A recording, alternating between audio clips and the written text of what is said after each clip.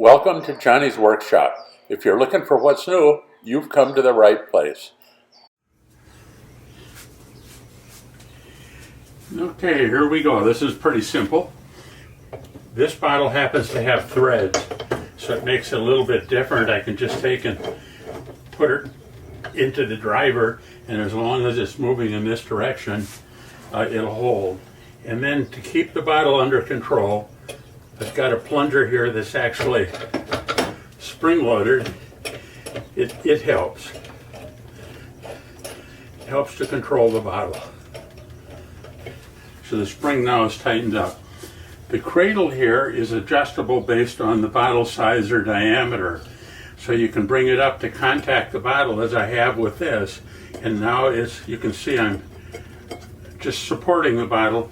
And then to make sure it doesn't change, I have this adjustable block under here. So once you got everything set, motor is on, the bottle is nice and tight, it's controlled, you bring the floating cutting arm down.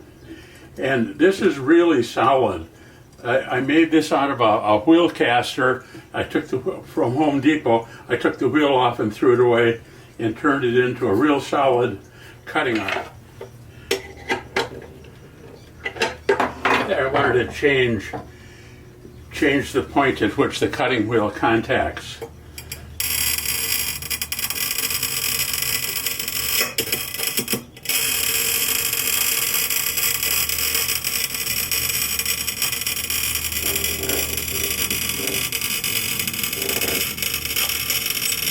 It's a nice easy rotation. I'm not applying much pressure at all. It just continues.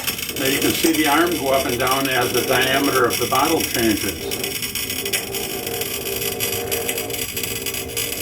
We're really fracturing the glass. That's what the little carbide wheel does.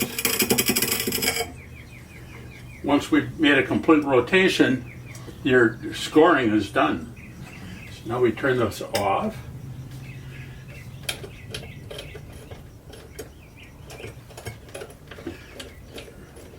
Release the pressure on the plunger.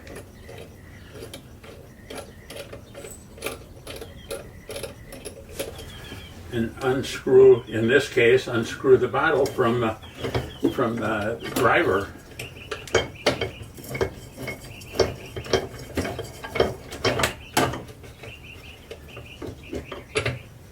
So now you got a nice score on the bottle all the way around. There's no question about it. I did a couple earlier.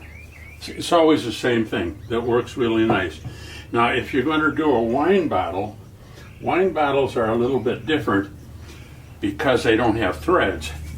So basically, I put the wine bottle in place and I adjust the pressure on the plunger like such.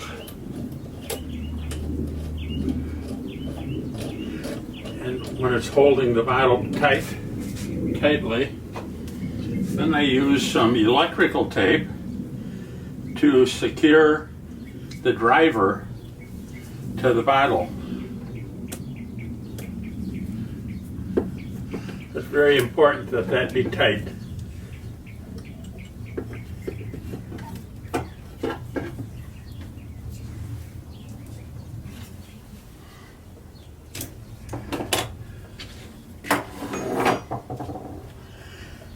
And then this is a different bottle, so you have to adjust the cradle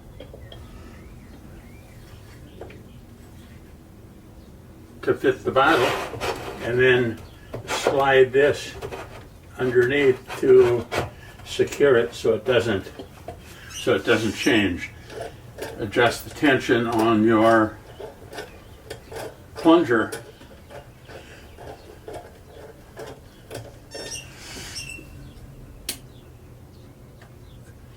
Start your motor, and you're ready to score.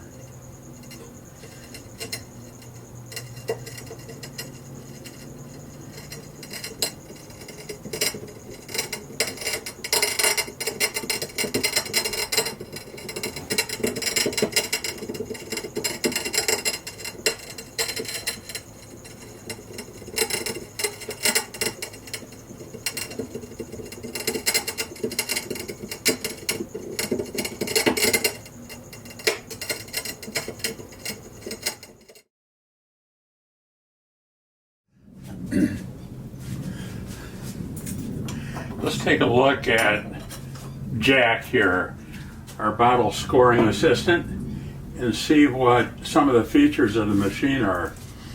First of all, we talked about this arm, and I'm actually using nylon washers so that this moves smoothly.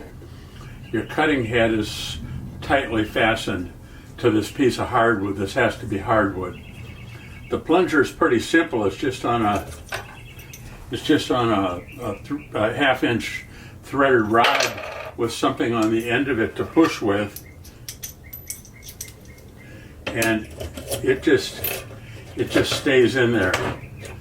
The machine isn't very heavy. You can see I push it around. It probably should be on some sort of a mat or some sort of a fabric. The cradle actually goes up and down. You know, the ironic thing with the cradle is I actually used 2 of the wheels off from that cheap Chinese cutter that I bought. So I used it on this. But that works really great, but you still don't want her to move. So once it's adjusted, I made this block that supports it, okay? And you can certainly tighten this to make it tighter. Same with all of these things. As far as well, first of all, we're actually using a rotisserie motor from my grill, and it drives a half-inch threaded rod, and then I use fittings here to extend the length for the bottle size. These are pillow bushings. I think I got 4 of them for about $12 on Amazon, but they really hold everything nice, and you can lock it in with the set screw. So there's one of these on each end. Then to make this adjustable, I've used threaded inserts, and they're like 1 inch apart all the way down, and the cradle then can move too. So if you're going to do a little bottle, you're going to have to move this stuff to wherever you want to cut her, and then move the cradle also to support that bottle. But this is really easy to build. I mean, this just uses a few little pieces of wood. I used 3/4 inch plywood. I wanted it to be nice. I painted it before I put the threaded inserts in. I used a 5/16 wood bit to put the holes for the threaded inserts. I didn't want them to go all the way through. They didn't need to go all the way through. It just makes a mess on the other side. So then after I painted it, I put the threaded inserts in, and so basically the plans are available for this machine.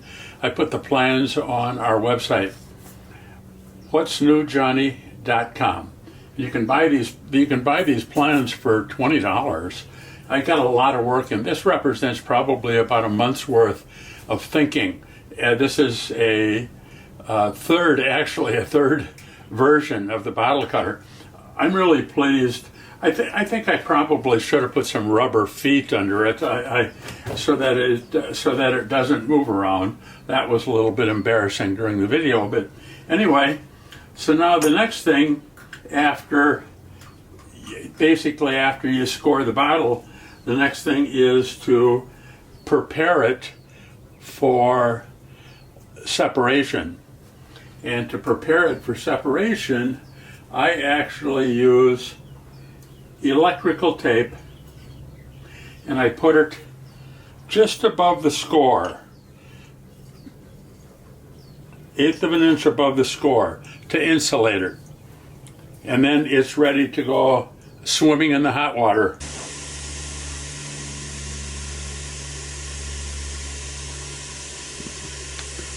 That's about it on Jack, our bottle cutting scoring assistant.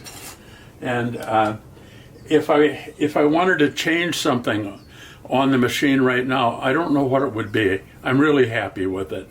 Thanks for taking the time.